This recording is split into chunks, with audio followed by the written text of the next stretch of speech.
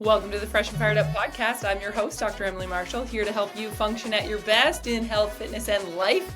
Joined by my co-host, Hailee Piendl. Let's get fired up. Let's get fired up. We're recording on a Monday today. Who are we? This is weird, and we are matchies, but we didn't even text coordinate.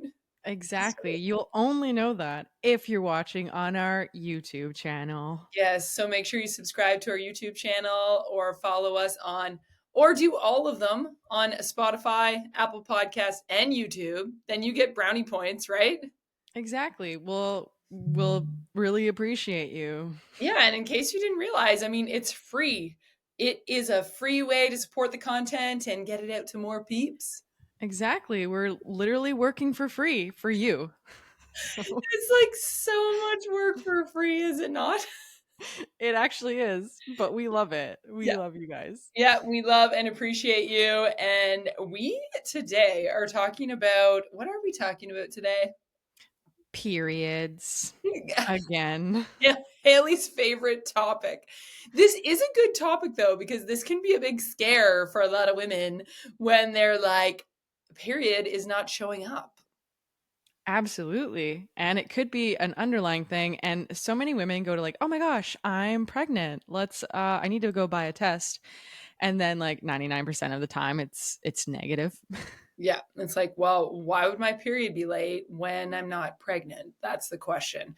Huge one is stress. Huge. So what happens? You guys have heard us talk about follicular phases, luteal phases. What happens? Sorry. What happens when when we're stressed is your body postpones ovulation because it's hold up. This is not a good time to have a child. I'm not going to put the added stress of a potential pregnancy on your body when you're already stressed the heck out. Mm-hmm. Right. So the main culprit is stressed, and it can be because you were sick. That's a stress on your body. Injuries, that can also be a stressor on your body. Overtraining, under eating, or even psychological stresses. A lot of people can when they're studying for a big test or they have a really big workload, their period can be late, and it's because your body is delaying the ovulation. So it's not going to put a potential pregnancy scare on you. Yeah, it makes so much sense. Real time, my period was late last week and it was only I don't know, 2 or 3 days, but it was very helpful to know and realize that we came off of a really stressful week of just stuff going on at the clinic, getting kids back to school, rushing around, sleep, not great sleep. And on top of that, then last week was a really, I don't know, environmentally, there was world stressors. So even consuming the news and being oh my goodness, this is awful. People are just being so horrible to each other. Right. So it's sometimes your environmental stresses, it's your body, your innate mind and body reaction, even if you're the type of person who feels like you can override stress, so you maybe don't have as visible of a reaction to stress, it can still be there. So another example of this would be I have a high pain threshold. Okay. So I will get this flare up in this old injury from gymnastics where I'll get a lot of nerve pain from my L4-5 and it'll radiate down into my foot, and my foot almost cramps up and gets really painful. People would think of it as a sciatic nerve pain.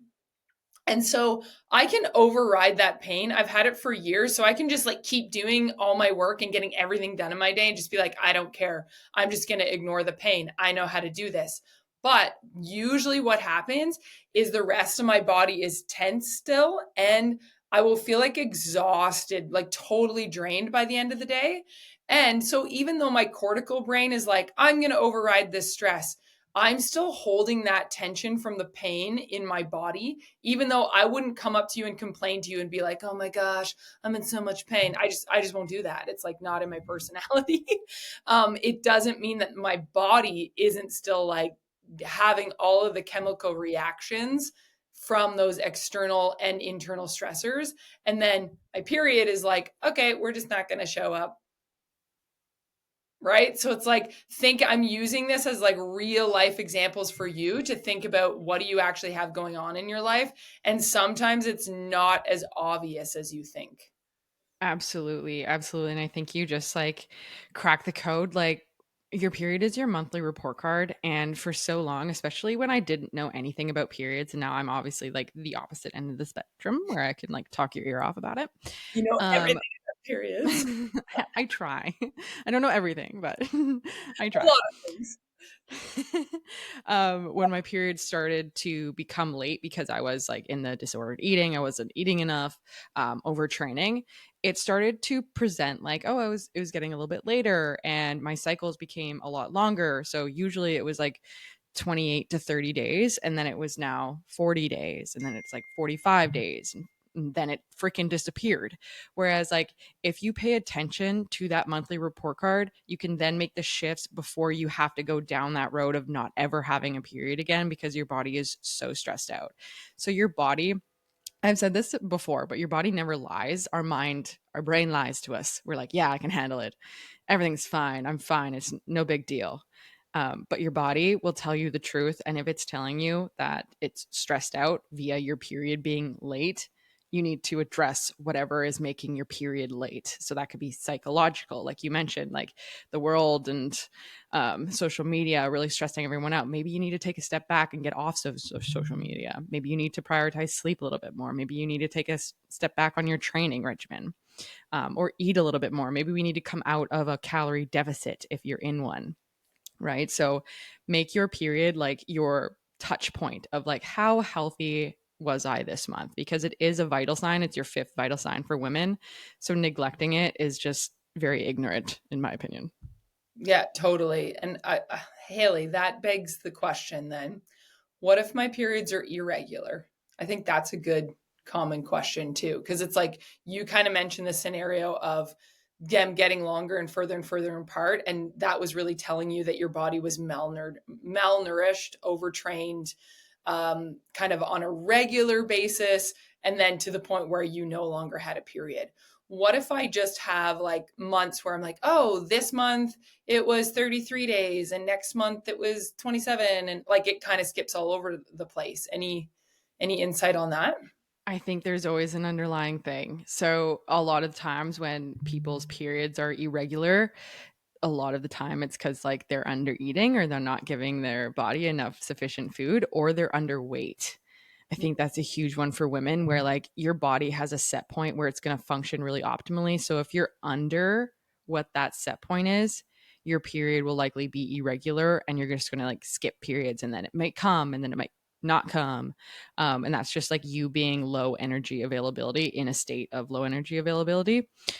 So it's hard for your body to regulate your sex hormones, essentially. So then there's like the underlying thing. Maybe you have PCOS, which is very common for women to have PCOS and have irregular cycles. It's not impossible to regulate them. I have a few clients that have PCOS and they have their cycles every 28, 30 days. But again, it has so much to do with like what you're putting in your body, the food quality you're putting in your body, how much food you're putting in your body, how you're moving, muscle mass. There's so many different elements. So to just kind of like excuse it of, oh, I've always had irregular cycles is again a little bit like, well, have you tried everything yet? Or, And you then know, getting to know, it made me think of this, Haley, getting to know how you operate. So I find when I'm on my period, I actually do so well when I train hard, which is counterintuitive. I will like, if I have a period where I'm not inactive, I feel like garbage. But if I like just am in the gym every day while I'm on my period and I'm like moving and I'm even just going like pretty intensely in my workouts, it's like I like sweat things out and I'm just like, oh, I feel great, which is not the case for everyone. Like a lot of women would be like, oh, I just need to rest more while I'm on my period, right? Which is fine too. But I think there is an aspect of like figuring that out about yourself, because I find it's more like on the lead up to my period that I might want to sleep in, or, oh my gosh, it hits afternoon. I feel like I'm going to take a nap. So, like, I feel like the timing also throughout your cycle could be different in how you might react in your activity level. And so I love what you said about that. It's like becoming intuitive to that as well, because of it being your monthly report card. And if you pay attention to your own patterns of what energizes you or drains you in the different phases of your cycle, that can make a big difference, like month to month. Absolutely. And like that's why the kind of broad spectrum exists, because like essentially a healthy cycle could be like anywhere from 24 to 35 days, and like the range exists because people are different. And so you can kind of fit yourself in there. What you brought up, and I think is a really good point, is you're trying to notice the anomalies, like what is changing, what pattern is changing, what is not normal for you.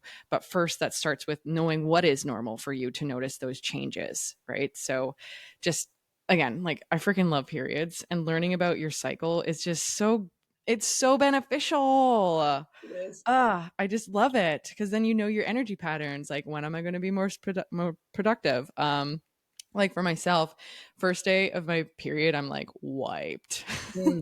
so wiped. But and then like 2 to 3 days before then, so there's about like 3 days out of my whole cycle where I do feel wiped. But other than that, like I'm exactly like you, where I could go and I could lift, I can go for a run, like I'm totally fine, Yeah. right? But then there's other women who aren't like that, and you have to be okay with not being like everyone's normal essentially. Yeah. So like whatever your normal is, you have to be okay with that as well, but you're just essentially looking for those anomalies. Totally. And it's interesting because what you said there is like there's different aspects of what is happening in your body, like with your brain versus your physical muscle movement. So it made me think of this when you said that. Even though I will be able to go and do a bunch of hard workout moves, I do find on day 1 and 2 of my period, my mental clarity, like I love moving my body, but my mental clarity isn't as sharp. So before I realized and pay attention to that, and sorry, started to pay attention to that, I used to beat myself up because I found myself making more little mistakes. So even at the clinic, it'd be like, why did you write the wrong date on that paperwork? Or why didn't you remember to ask this person about their insurance card? Like little detailed tasks. I find my brain is like, what is happening? Like, it's not an excuse. I just need to be more aware of, okay, really pay attention that you're not missing steps in this sequence of the task you need to do at work, particularly around these times of the month. And if you do if you do mess up and you need to go back and fix it, that's fine. But in the past, I would kind of be mean to myself. I'd be like, oh my gosh, you're such an idiot. Like, why do you keep missing things? And so that's not helpful, right? Versus being like, okay, I know I tend to be a little bit, what's the word? Less detail oriented. I Does was that going to be like spacey.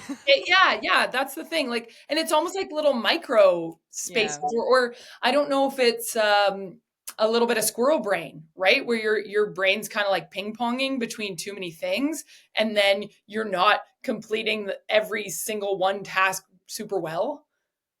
But if you know that, you can just like maybe slow it down or ask for help or change your strategy a bit and not then be mean to yourself, which could be the same thing for your physical body where you're like, oh, I feel drained for these 48 hours. And now I'm being mean to myself because I'm like, come on, what's wrong with you? You're so lazy. Just like don't hit snooze, right? Instead of being like, okay, this is 48 hours out of my month and maybe I need to rest more, or maybe I need to ask someone to check my work. Who cares? You know what I'm saying? Exactly. And be Exactly. okay with it and be like, it's okay. You don't have to be flawless and perfect at every single aspect of your life for the entire month, because there is such variability in our hormonal cycle and we need to learn to work in flow with it, not like beat our heads against it. Absolutely. So everyone listening right now, go learn about your periods. You brought up another good thing that just kind of made me think of like, what other things can you notice about like if you do have a regular irregular periods, or if it's late, like what other things are happening too, because your body is a whole intricate thing, and like one domino doesn't fall by itself, right? It all kind of cascades. So in terms of that, like usually your digestion also slows down. So this is more specific, like if you're under eating or if you're not fueling enough and you're in a state of low energy availability, your digestion will slow down. Your cognition will also become more squirrely, or you can't focus for very long. Your sleep also kind of takes a hit where you're kind of surface sleeping. You're not getting as deep of sleep. And I've noticed a lot too of people like don't dream because you're not in a like in REM sleep, and that's where you dream. So you can not dream, and that's something that you don't really notice might happen in like a low energy availability state. Like your hair can start to fall out or not be as strong, your nails, your skin, acne flare ups as well. So there's a lot of other things that you can kind of notice that you might not correlate with like your hormones or stress, but are very connected. Hmm. Yeah, that makes so much sense. I feel like it's really good to check your progress on it too, because I have had acne flare-ups with hormonal cycle for, yeah, since puberty basically. But definitely times where I'm taking care of my sleep hygiene and all of the things we talk about, right? Nutrition, getting enough water, managing stress levels. They might not be completely gone, but they are definitely way better. And so I want you to think about that too as you're working with ways that you can support yourself to have a healthy cycle and help with your mood and your energy levels from month to month. It's like there's going to be some where you feel like superwoman, and there's still going to be some where you have feel like you've done all the right things and you might not feel 100% great and you might not always know why, but be kind to yourself through that because it's like you've probably still made progress. Absolutely. And then that also is like your internal dialogue also has a huge thing to do with stress levels, right? Like the way that you talk to yourself and the way that you perceive situations has a huge effect on your psychological stress, right? So if you're constantly like bashing yourself and like, do better, try harder, you're not perfect, so your cycle isn't perfect, do better, what do I need to do more perfectly? That can also kind of impede on your mental stresses that can also like cascade into your physical. Like your mental and your physical are very interconnected. So pay attention to how you're speaking about situations and about yourself as well. Totally.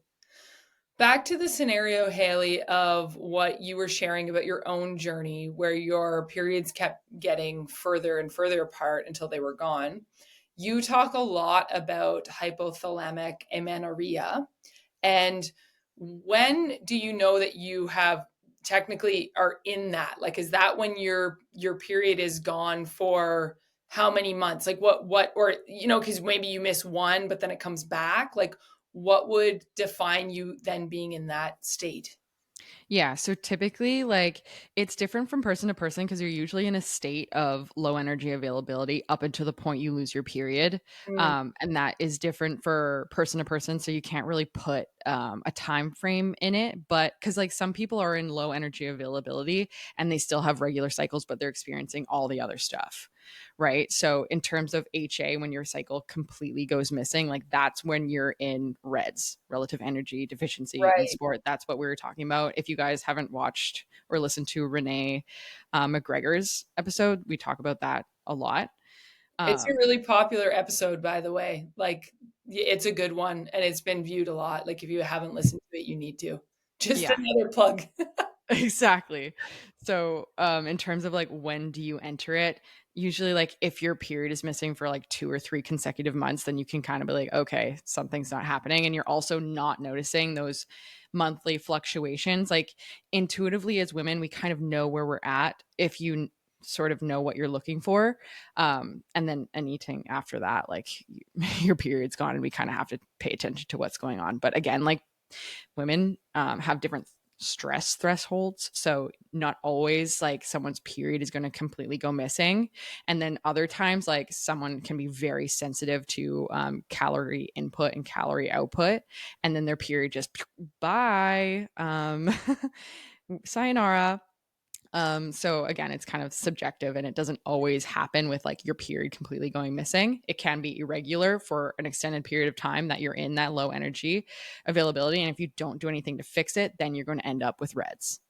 Yeah. So, best way for women to know that they're in low energy availability, is it just basically paying attention to the signs and symptoms that you already mentioned?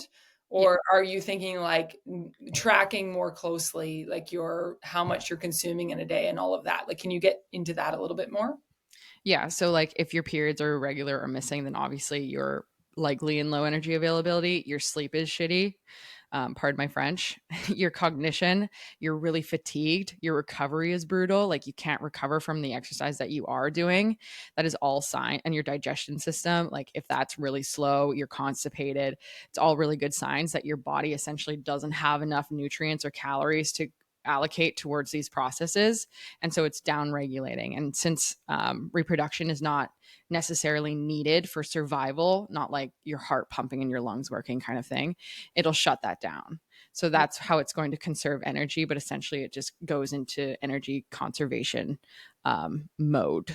And in order to like get out of that, we have to do the opposite. So you have to increase your calorie input, decrease your stress load, decrease your calorie output, and then slowly close that energy gap, and your body will slowly start to catch up with you. And so what I see with my clients, how it kind of works, is your digestion starts to improve, bloating comes down. Bloating is a really very common symptom of it, and until your digestion starts to ramp up, you'll still be bloated, but it does get better.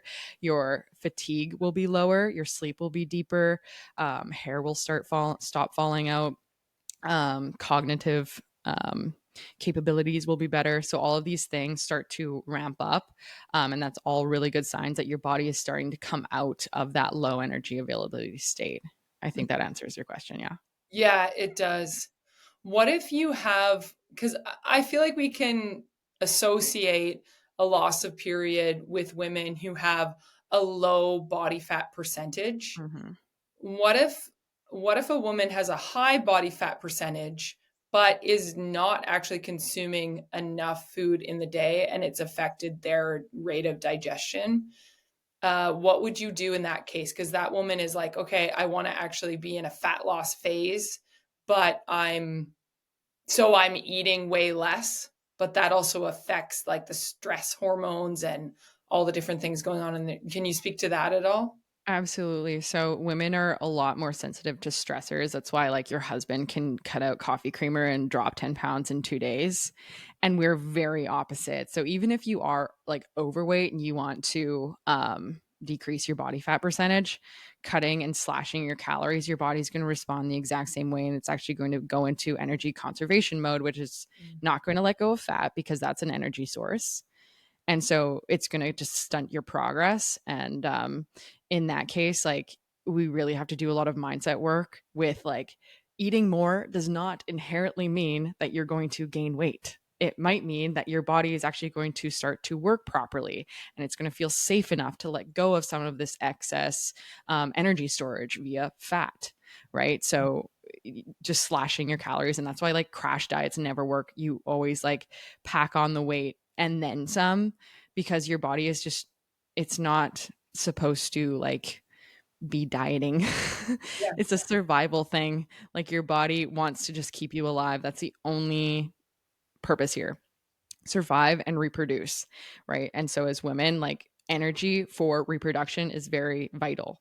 So we are very good at going into energy conservation mode rather than like men. Like, back in the day, when you think about cavemen, like, they got leaner. That means they got faster, they got more, they can go, get food for the tribe and all of this. Like, it was beneficial for them. It's not beneficial for us to be really lean because that means we can't reproduce. Mhm. So just from like a survival standpoint. Yeah. Well, especially because once if you've just given birth to and you're needing to produce breast milk, you're needing to feed another human as they grow, like you need a level of body fat percentage to do that. So it's definitely that fine line, right? There's a range, like you said right in the beginning. Too low, not good. Way too high, not good. They both put stressors on your body. Yeah, definitely. Absolutely. Absolutely. So I feel like it's one of those things. You spoke a bit to the psychology around this. I know in the past I've had that where, before I knew as much about this topic too, it was always like, well, I'm just going to train harder, get up earlier, sleep less, train harder. And I did have phases where I got really lean and all of the symptoms you just described occurred. But I find even now, I'm better at managing stress levels and this whole topic. Something that is very much underestimated is your sleep. I know you spoke to bloating, and if I am not sleeping, I am more bloated. There's so many times where I'm like, man, I'm crushing it at the gym and I'm sticking to, I'm trying to stick to these different ways I want to eat or however I want to do my day and like productivity cycles and all of the things, right, that you could do and try. And if I actually just go to bed at a decent hour, get a deep, good night's sleep, and wake up when my body naturally wants to wake up, I'm like, oh, I'm feeling so not bloated at all. And my digestion is so happy, right? And so I feel like that is really underestimated. I have had that conversation with clients where I'm like, listen, the missing piece of this puzzle is that you're consistently undersleeping. And they're like, it doesn't compute because it kind of seems like, well, isn't that just me being lazy? Like, just sleep more. That's your answer. No, that is the answer. That it's kind of almost a frustrating topic. Do you find? Or Absolutely. Absolutely. It's like we can sleep when we're dead. yeah, that's Where, well, that might become sooner than you think if you don't sleep. yeah, exactly. Yeah, no, it's such a pivotal part of fat loss. And like there's so many studies to prove this too. And it's like one of those missing pieces that I think a lot of people neglect where they're like just ticking off the boxes. I'm ticking off all the boxes, but I'm getting 5 hours of sleep. And it's like things are not moving. And again, not sleeping is a huge stressor on your body. We Well, don't and, like it. and it's what you said. When you're in low energy availability, you're not going to sleep as well, and you're not going to have those good cycles between your deep wave sleep. And if you guys have never looked up a chart on like how your sleep patterns work, they're actually like stepping downward through the night to how many like waves of deepness you get into your sleep, because then it comes back up to the REM or the REM sleep cycle, and it like cycles through. So it's very, very fascinating. Actually, there's like a whole science to it. And I was thinking this for men. I know we're focusing this topic obviously because we're talking about periods. We're on women's health, but Men can have periods too. men can have no. Thanks, Haley. Sorry, I had to. What I was gonna say is, men, if you're thinking about like your husbands or your boyfriend or whatever, right, your brother, they can have low energy availability too. And we Mhm. did. I think that also came up within the um, podcast with Renee, right? Because whether it's like a female or male athlete, if yes, their cycles do work differently, but if they don't have enough energy available, okay, yeah, they don't have a period to lose, but they're going to be exhausted and their sleep probably is not going to be as good, or definitely not going to be as good. And, anxiety and all that sort of stuff. So I Yeah, think that's something that can be investigated either way. And I like to say that too, because if you're listening to this podcast and you're a mom and you've got like teenagers who are doing high level sports, boys or girls, it's looking at like, are they consuming enough calories? I just think about that. It's super high for if you're like, especially even more so when you're in that growth phase of being like a 17-year-old or an 18-year-old girl or guy. And for guys, it's like astronomically higher amount of calories if you're yeah. training at a high level. Like, oh my, like, do you remember the people were all blown away with Michael Phelps when they found out Yeah, he ate like 10,000 calories a day? And you're yeah, like, do you know the age of this guy? Like, he's a young guy, like huge metabolism, and he hit the level of activity and training that he does is like way, way more than any of the average people walking around on the street, right? absolutely, absolutely. So it makes sense, really. Makes sense. For Yeah. the average Joe, it doesn't because they don't really comprehend how much you're actually expending. But like one of my clients is almost near like 4.5K. Yeah.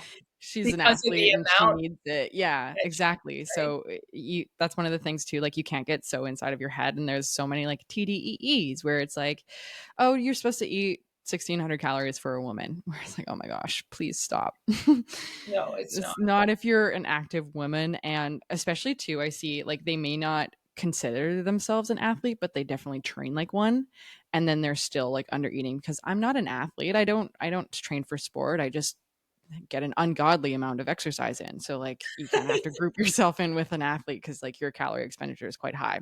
That yeah, that is being an athlete. It's not it Yeah, doesn't have to be a specific sport. It's your amount of movement and your amount of strain that you're putting on your muscles, right? Like if you're just doing weight training, you are essentially like tearing at your muscles, right? Consistently, and then they need to recover and you need that energy to recover. So, yeah, that's exactly. good. Exactly. And like also just to put in perspective, like I also had one of my clients who got her cycle back and then went into like a sustainable cut, but sure she was like playing pickleball for like 2 hours a day and then on top of her lifting and she was like consuming like 2.5, 2.6, and also dropping fat. So like it's so relative and like when you crack the code of eating enough and feeling freaking good, you'll never ever go back Yeah. ever. Well, and Haley, the symptom-free period, or even like mostly symptom-free periods, like when you talk about report card for the month, I know if I get a migraine type of headache or whatever hormonally induced headache before the day before my period, or I'm wanting to like cry my eyes out, I'm like, I feel like this wasn't a good month for my like how I manage my body systems because I know that I have way, way, way more months that I don't get headaches, I don't get crampy, I don't want to cry my eyes out. Like, and I know, oh wow, I'm actually getting enough food, I'm actually getting enough sleep. And I'll be able to do that for like months. So then oh, this is possible. It's actually possible to feel pretty good through the end of your luteal phase and into your menstrual phase. Because I think a lot of women have never even had one experience that way. And they're like, well, it's not possible. Yeah. Well, also like they go to their doctors, they go to the OGBYN and either get pushed the pill or you have PCOS or you have endo or some other condition Yeah. without doing any like further testing. So I feel like we've also kind of like you go to someone that you trust and then you've been told that you're disordered of some kind. And so we don't know really how to fix it internally or like holistically. So that's why like this podcast and like furthering your education is so freaking important because like you have to be your own self advocate. You can't just like go and put your health in someone else's hands. Like obviously Western medicine is so needed. But you kind of have to have an idea of like your body, like your body best. So you have to have an idea and understanding of that before you kind of outsource and like look for other um, Yeah. avenues of help. Yeah, and ask yourself if you're just freaking out all the time about it. Like there's Hmm. one thing to be like aware of your body symptoms. It's another Hypochondriac, I think yeah, it's called. yeah, it is. If you go into that, yeah, it's a thing. Like it's Yeah. real, right? A lot of people they get into this mode of like asking why this like little symptom is happening so intensely that it then again it's going to increase how you're reacting to those stress levels and then those symptoms are going to get worse, so it's kind of like a vicious cycle. Absolutely, absolutely. I wasn't feeling super well. I think I had a cold or a flu and I had this weird rash on my body. Not of like maybe 2 weeks ago and I WebMD'd it obviously and it Right. was shingles. You have shingles. Oh yeah. Like, oh dear me. I'm just going to like wait and see what happens. Yeah, right. Well, and that's a huge sign, right, that you've had a big dip in your immunity. And yeah, that's telling you something too. If you have Exactly. shingles, right? My sister had it recently and it was like, oh, it was bad. It was a nerve onto her face. And it was like, oh, this is awful, right? But part Yeah. of that is like, well, what do you have going on in your life? And Yep. how are you managing what's going on in your life, right? Exactly. Like autoimmune conditions. That's a Yep. huge one too. Like for stress, like a lot of times when people go through a really stressful time or traumatic time, and like pregnancy can also be one of these times where the hormonal shifts are really heavy, people become like now have PCOS. Now, like I have psoriasis, then they get shingles or Hashimoto's or something with their thyroid because you go through such a Or stressful diet, or even situation. like pregnancy induced diabetes, right? Yeah, exactly, exactly. So stress is such a huge thing, and can like really contribute to any other conditions that you have later on. And like, since Hmm. I did go through, like my eating disorder and that, like I still deal with psoriasis. Like it's not ever going to go away for me. So Right. Yeah. So it's probably better to not do that in the first place, right? exactly, Well, exactly. and just kind of circling back, because we did touch on these things can happen with the major hormonal changes of pregnancy even. What I don't want to do is do like the fear mongering thing, because it can also work the opposite way with pregnancy. Hmm. I have, yeah, a friend actually just brought this up the other day. She's like, oh man, ever since I was a teenager, I always had the worst migraines with my period. And it was just, this is going to be my whole life. It sucks, whatever. She's like, I got pregnant and they completely went away. And then the whole time I breastfed, I didn't have them. And so it was like, she had multiple kids. So between pregnancy and breastfeeding for maybe almost a decade, she just didn't have these hormonal migraines at all. And she's like, sweet, they're gone. And then, like, when she was done breastfeeding with her last, and then her body was actually fully done going through postpartum, they did come back and they're back now. And she's like, ah, oh, crap. Right. So it's like she's kind of gone back to that same cycle, because we do have those hormones, like your balance of hormones are very different during pregnancy and breastfeeding. And so it's almost like, okay, how can we hack that system? Right. I know. It's I super funny feel how your body so changes. weird. Yeah, through that Yeah, yeah. hair, Even like right? your taste buds. Mhm. My mom had this where she used to love sushi and like love going out for like mostly like Asian food, and now she cannot have. She's like, ew, no, thank you, and like it's like that for a lot of stuff. I'm like, oh my gosh, Just that's totally, crazy. That's totally crazy. shifted. Oh my Was that gosh, like yeah, after pregnancy, or was that yeah. okay? Because then After pregnancy, has your her taste completely shifted, which has is your really mom hit strange. like menopause? Like, how old's your mom again? Is she, I don't know, 60. anyways, She almost oh, so has she? She's 60th like, birthday. she had menopause. Menopause. Yeah. Oh my Yeah, gosh. Yeah. yeah, yeah. So Yeah. I'm wondering, like, did that change? Because I hear that women will have that Really? as well, Yeah, where they hit maybe. menopause, and it's like they'll go through all similar symptoms that they went through with like their period, right? It's almost like Yeah. bookends. I think we talked about that in the episode with Fiona Groves, Yeah. right? And then things can shift again, even in your appetite or how Yeah. your body systems are cycling. And then, God. like, there's women who they hit menopause, they're postmenopausal, and they'll still have a sense of that same sort of feeling in their body as if they're Mhm. still getting their period, but they're not. Have you heard about this? Yes. Yes. But Like it's not like an actual milder. bleed. Yeah, but you're going through like I guess the energy shifts rather than Yes. like having the full-blown period and stuff. Yeah. No, women are freaking badasses. I love it. It's a journey, man. Girl, I should say.